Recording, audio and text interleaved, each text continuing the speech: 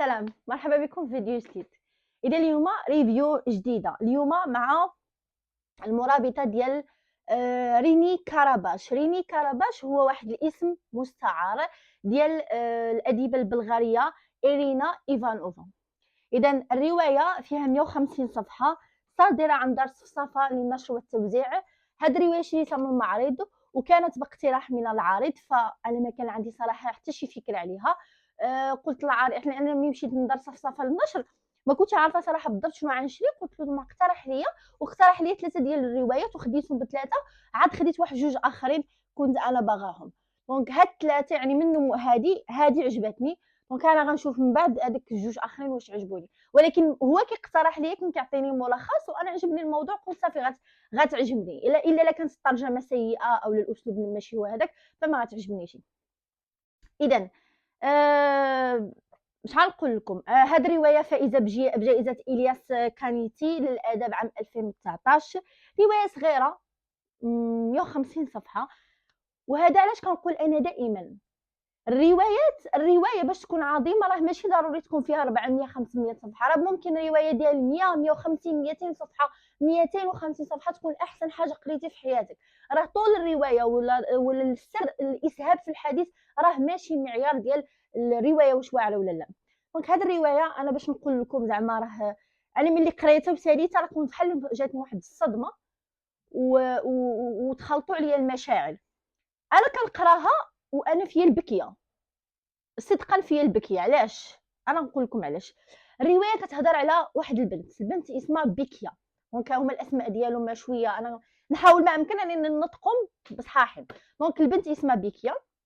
هاد البنت الوالدين ديالها او الاب ديالها باش نكونوا دقيقين كخصو غير البنت، يعني خاصو هادوك المجتمعات الباترياركا اللي خاصهم الولد، والولد هو اللي غيجيب لنا الشرف، والولد هو اللي غيحمل اسم العائله، والولد والولد والولد.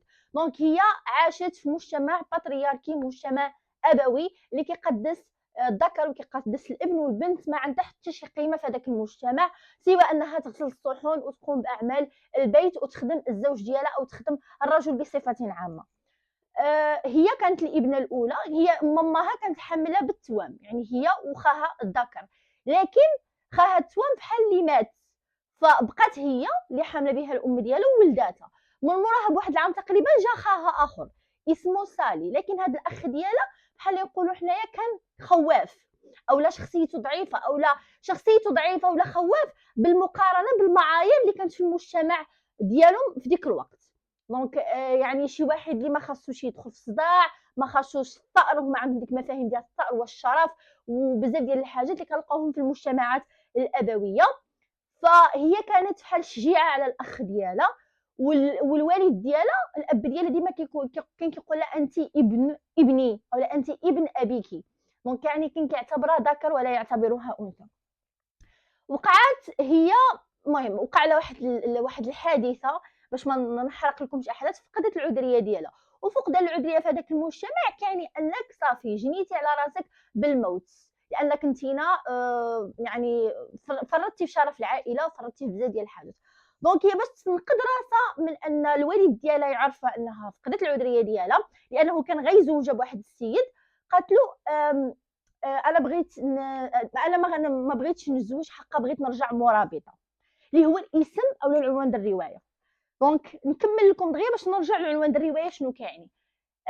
ديك الساعه صافي لغاو الزواج، لغاو بحال نقولوا حنايا صافي الناس كانوا متفقين معاهم، لغاو كلشي وهما عندهم يعني بحال عطيتي الكلمه راه الا رجعتي في ديك الكلمه كيوقع الطأر. فعملوا واحد الشاره سوداء عملوها على الاب ديالها، لان خاها كان هرب بحاله، خاف انهم يقتلوه.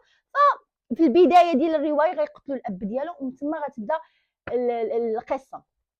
المرابطه هي شنو؟ هاد المرابطه هو نمط من انواع او نمط من انماط النساء اللي كاين في المجتمعات البلغاريه، المجتمع البلغاري، اللي هو كيعني امراه تشبه الرجل. كيفاش؟ هو ان المراه تتعهد ان تبقى عذراء طيله حياتها، كتقطع الشعر ديالها، يعني كتقطع شعرها كامل مثل الرجل، وكتولي تلبس مثل الرجل، وكيولي عندها نفس لي زافونتاج اللي عند الرجل هما اللي عندها، يعني تشرب الخمر، تدخن، يعني مثلا هذوك الحاجات اللي هما مزيانين اولا الحاجات اللي هما كانوا عند المراه هي ما كيبقاوش عندها، هي كيولي عندها داكشي اللي مسموح للرجل مسموح لها تبقى خارج البيت في وقت متاخر وشحال من حاجه، يعني كتولي راجل بكل ما تحمله الكلمه من معنى. شنو اسمه بكيا تخلات على الانوثه ديالها، تخلات على انها امراه، تخلات على هذا الشيء كامل باش تحمي راسها من القيل والقال، او بالاحرى باش تحمي راسها من القتل. فهنا غتتطور الاحداث وغتبدا حدث كيجيب حدث. باش ما نحرق لكمش القصه، الروايه ما فيهاش بزاف ديال الاحداث، فيها احداث معدوده، وهذا الشيء لا كنتي انت ككاتب ولا ككاتبه كتعتمد على احداث معدوده وكتخلي هذيك الروايه من احسن ما يكون، هذاك هو كل شيء. الروايه فيها احداث معدوده، الشخصيات معدوده على الاصابع، ما كاينش بزاف ديال الشخصيات، كاين سالي، كاين بيكيا، كاين دانا، كاين الام والاب ديال بيكيا اللي ما كيبانوش بزاف في الروايه، كاين هذاك الخطيب ديال بيكيا، كاينين بعض الشخصيات الثانويه اللي غتظهر يعني في صفحه او صفحتين او 3 صفحات. هاد الروايه شنو كتعلمنا؟ هاد الروايه الا قريتيها غتحس بواحد روايه سوداويه، غتحس بواحد الاكتئاب، غتحس بواحد النفور، غتحس بواحد الحقره، غتحس بواحد الاشمئزاز، غتقول كيفاش هاد القوانين وهاد الاعراف وهاد التقاليد والعادات وهاد الدين اللي كيحكم هاد المجتمعات اللي هو يقزم من المراه وما كيعطيهاش الحقوق ديالها، وكيفاش ان المجتمع هو اللي حول بكيا او هو اللي خلى بكيا انها تقوم بهذا العمل، لانه كون كان مثلا عادي ان الانسان سواء كانت عنده العذريه او ما كانش عنده العذريه، فبكيا ما كانتش غتحول حياتها من طفله او فتاه عاديه الى حياه سيئه جدا. دونك الكاتبه تخلينا على مدار 16 عام من الروايه، غتبدا لك من الاول وغتخلي يعني 16 عام تقريبا متفرقه حتى للنهايه، غتبين لك المسار ديال التحول ديال المسار ديال الحياه ديال بيكيا. كتهضر على روابط الاخوه، العلاقه ما بين بيكيا والاخ ديالها سالي هي علاقه يعني جوج خوت كيبغيو بعضياتهم، ولكن واحد باغي ينقذ راسو من الاخر.